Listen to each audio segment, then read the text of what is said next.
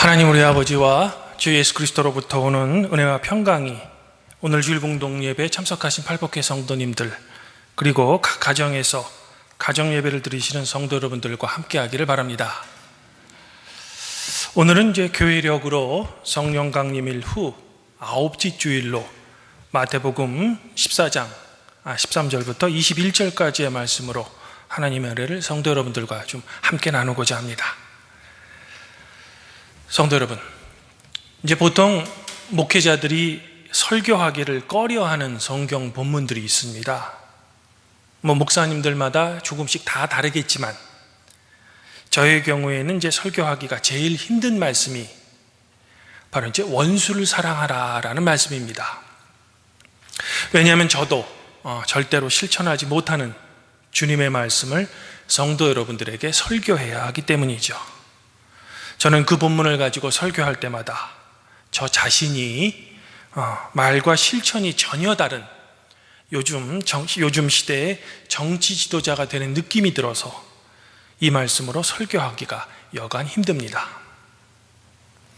그리고 이제 설교하기가 힘든 두 번째 경우는 바로 오늘 말씀처럼 성도들이 이미 너무나도 잘 알고 있는 말씀들입니다. 특별히 오늘 말씀은 이른바 오병이어의 사건으로 알려진, 설교자가 어떻게 설교해도 성도들에게는 다 그저 비슷하게 들리는 그런 말씀입니다. 그래서 설교하기가 매우 힘들죠. 저는 오늘 이 오병이어의 사건을 그 사건 자체보다는 바로 오늘 말씀의 앞부분인 14장 1절부터 12절까지의 말씀을 오늘 말씀과 서로 비교해 보면서 새로운 좀 시도를 해보자고 합니다. 성도 여러분, 지난주까지 우리가 함께 살펴본 마태복음 13장은 예수님의 하나님 나라에 대한 7가지 비유가 포함되어 있습니다. 그러나 13장의 마지막 단락에는 예수님의 복음을 거부했던 고향 사람들의 이야기가 나옵니다. 그리고 오늘 말씀이 포함되어 있는 14장의 첫머리에도 예수님의 고향 사람처럼 예수님의 복음을 거부했던 또 한 명의 다른 인물이 우리에게 소개됩니다. 바로 예수님 당시 유다를 통치하던 세상의 왕인 헤롯입니다. 헤롯은 자신의 잘못에 대해 올바른 목소리를 낸 세례 요한을 감옥에 가두었습니다. 그리고 오늘 이 세례 요한은 안타깝게도 결국 헤롯의 명령에 의해 죽임을 당합니다. 세상에 불의한 일이 일어난 겁니다. 그러면 이런 불의한 일이 일어난 곳이 도대체 어디입니까? 바로 올바른 정치가 이루어져야 하는 왕궁입니다. 원래 이스라엘의 왕은 하나님이시죠. 하지만 우리가 구약의 사무엘서를 읽다 보면 이스라엘의 백성의 요구대로 이스라엘에도 결국에는 인간 왕이 세워집니다. 하지만 이렇듯 이스라엘에도 인간 왕이 세워졌을지라도 이스라엘의 왕은 주변 국가의 왕들과는 달리 여전히 하나님의 율법에 의해 통치되어야만 합니다. 왜냐하면 그것이 이스라엘에게는 올바른 정치이기 때문입니다. 하지만 지금 유다의 왕궁에는 하나님의 사랑의 상징인 율법은 땅에 팽개쳐지고 헤롯을 둘러싼 정치 집단이 자신들의 권력과 자리를 지키고자 불의한 일들을 저지르고 있는 겁니다. 특별히 이들이 하는 일이란 백성들이 어떻게 살든 그저 자신들은 먹고 마시는, 자신들의 배를 채우는 그런 행위를 하죠. 아예 그것도 모자라 당대 의로운 세례 요한까지 죽여버리는 겁니다. 그러면 이제 우리의 눈을 돌려 오늘 말씀인 마태복음 14장 13절부터 22절까지의 말씀을 함께 살펴봅시다. 먼저 오늘 말씀의 배경은 어디입니까? 바로 이스라엘 백성의 오랜 뿌리인 들판입니다. 그리고 이곳에는 누가 있습니까? 자신들의 배만 채우는 정치 지도자들에 의해 외면된 채 굶주린 백성이 이 들판에 있습니다. 그리고 그들 앞에는 하나님의 아들이신 예수님이 서 계시는 것이죠. 이제 하나님의 아들이신 예수님께서는 자신들의 배만 채우는 정치 지도자들에 의해 철저히 외면된 채 들판에 굶주려 배고파하는 백성들에게 5개의 떡과 2마리의 물고기를 가지고 5,000명이나 먹이고도 남는 놀라운 사랑의 기적을 베푸시는 겁니다. 바로 제자들에게 가르쳐 주셨던 주기도문에 나오는 일용할 양식을 백성들에게 제공해 주시는 겁니다. 성도 여러분, 그럼 이쯤에서 제가 성도 여러분들에게 한번 묻고 싶습니다. 백성들의 입장에서 보면 누가 진정한 이스라엘의 왕이겠습니까? 물론 당시 유다를 통치하던 로마의 입장에서 보면 헤롯이야말로 자신들이 세운 왕이며 당시 유대교의 종파인 사두개파의 입장에서 봐도 여전히 헤롯이 왕입니다. 또 다른 종파인 바리새파의 입장은 사두개파와는 다르겠지만 그럼에도 불구하고 그들 역시 세상의 권력 앞에서는 어쩔 수 없습니다. 하지만 정작 돌봄을 받아야 하는 백성들의 입장에서는 누가 진정한 이스라엘의 왕이겠습니까? 바로 예수님이십니다. 오늘 예수님께서 보여주신 오병이어의 기적은 과거 출애굽 시절 광야에서 이스라엘을 만나와 메추라기로 먹이신 하나님의 통치를 기억나게 합니다.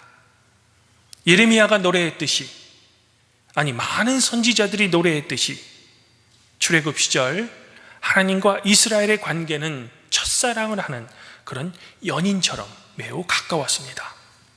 이스라엘은 광야에서 오로지 하나님께만 의지했죠. 그도 그럴 것이 이 광야에서는 이스라엘이 할 것이 아무것도 없었기 때문입니다. 오늘 말씀에서도 제자들은 백성들의 먹을 것을 자기 자신들이 해결할 것을 예수님께 요청하지만 예수님께서는 너희들이 먹을 것을 주라 라고 대답만 하실 뿐입니다.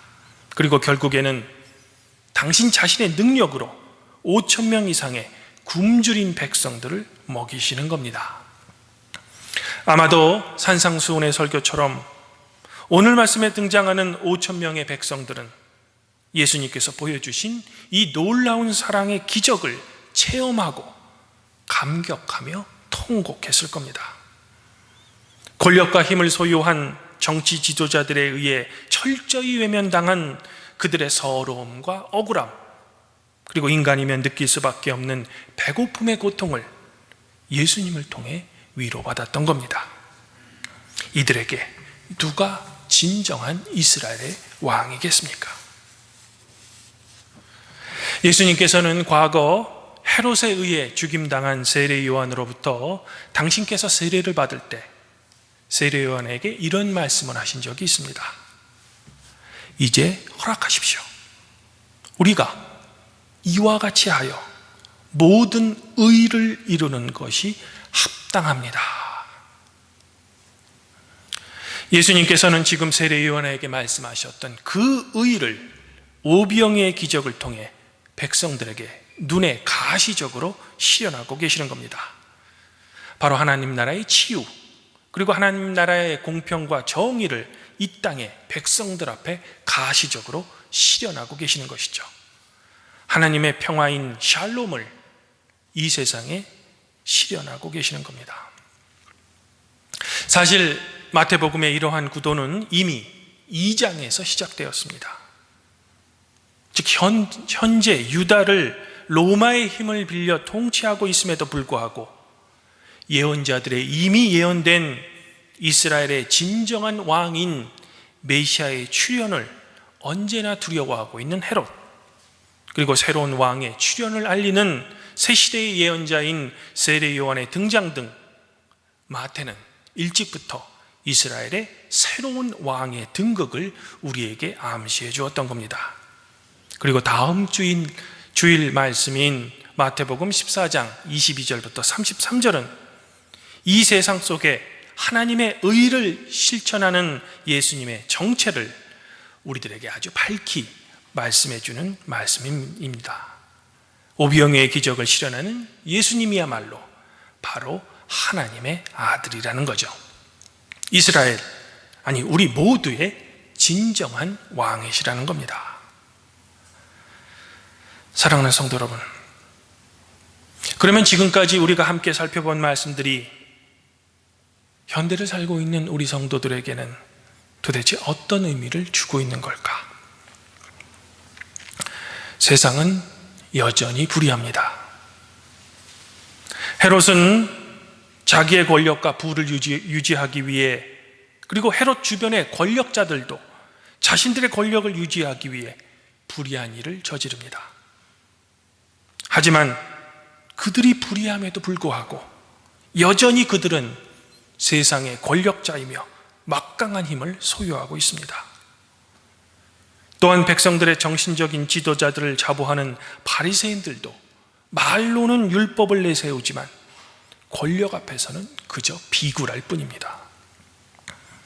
그런데 안타까운 것은 이런 상황은 인간의 역사 속에서 늘 반복되었으며 현재에도 여전히 반복되고 있다는 겁니다.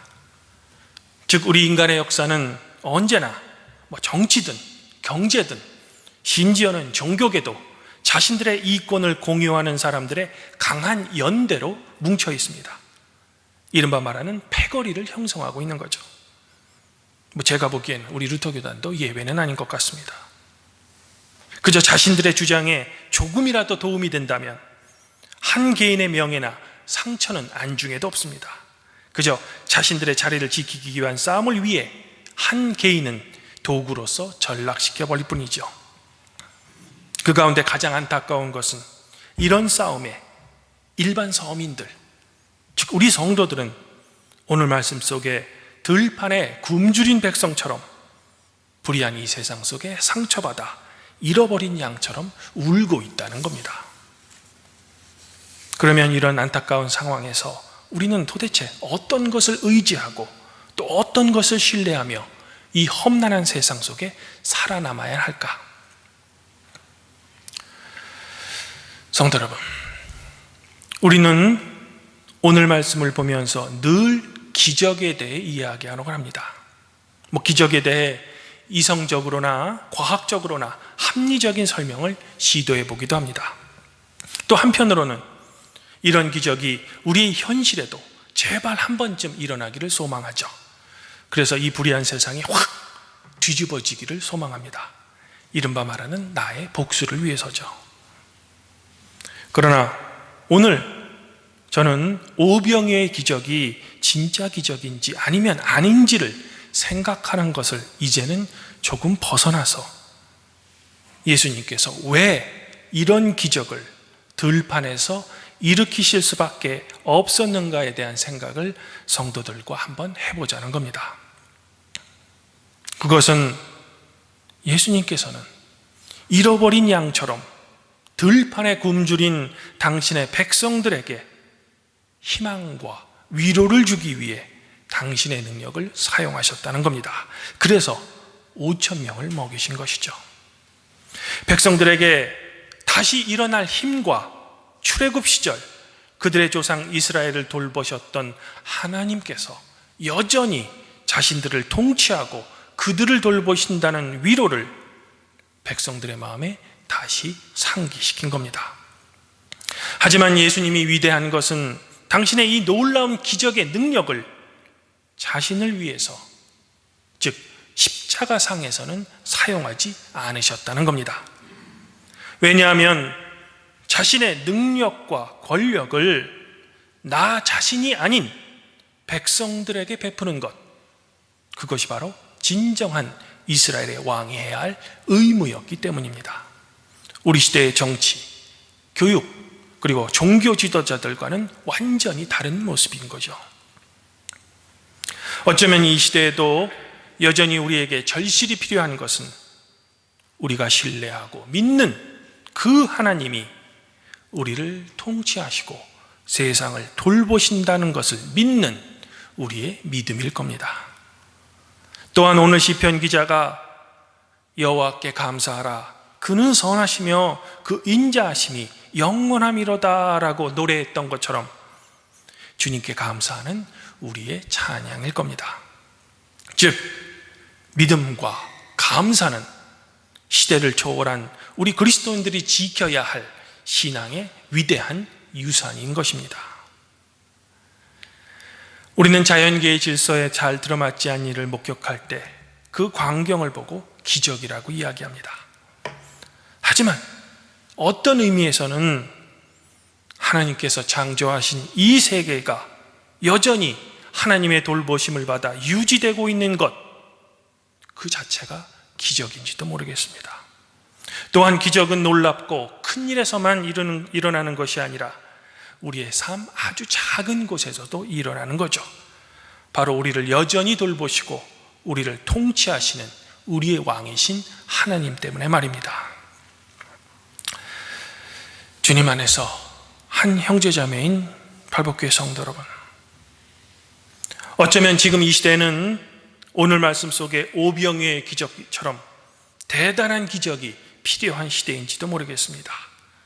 왜냐하면 우리의 세상 전체가 제자리를 찾지 못하고 흔들리고 있기 때문입니다. 정치인들은 헤롯 왕과 그 주변의 인물들처럼 여전히 일반 서민들은 뒤로 한 채 자신들만의 이권 전쟁을 하고 있습니다. 그러면서 그들은 언제나 정의를 세우고자 한다고 주장하죠. 하지만 그들이 주장하는 정의란 그저 자신들의 정의일 뿐입니다. 종교계의 위상도 땅에 떨어진 지 오래입니다. 경제도 힘들어지고 있습니다. 더욱이 코로나 바이러스라는 우리가 겪어보지 못한 두려움으로 세상 전체가 힘들어하고 있습니다. 이처럼 혼란스러운 상황 속에서 어쩌면 우리의 삶에 필요한 모든 것들이 이제는 제자리를 찾는 것, 즉 하나님께서 창조하신 질서로 다시 돌아가는 것이 필요한 것 같습니다. 바로 창조 질서의 회복을 위해서 말입니다. 하지만 우리의 힘만으로는 역부족입니다. 그래서 이 시대에 예수님의 기적이 필요한 것처럼 보입니다. 그런데 우리가 여기서 놓쳐서는 안 될 것은 예수님의 기적은 오병이어의 기적처럼 큰 기적뿐만 아니라 우리의 일상에서도 하나님의 사랑은 계속된다는 겁니다. 그러므로 우리는 세상이 우리를 넘어뜨리려고 공격할지라도 그 순간마다 우리의 믿음과 기도와 헌신으로 주님께 감사해야 할 겁니다. 오늘 구약 공동문인 이사야서 55장 1절부터 5절은 하나님의 은혜로운 언약으로 우리를 초대하는 말씀입니다. 오호라, 너희 모든 목마른 자들아, 물로 나오라. 돈 없는 자도 와라.